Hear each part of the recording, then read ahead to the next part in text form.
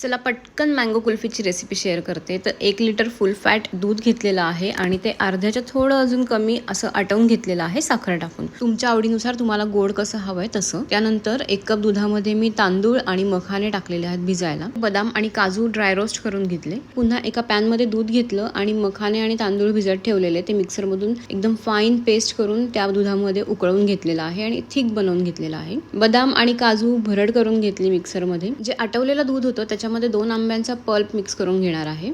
त्याचबरोबर दुसऱ्या पॅन मध्ये जे मिश्रण बनवलेलं होतं ते मिक्सर मधून काढलं आणि ते या दुधामध्ये ऍड केलेलं आहे.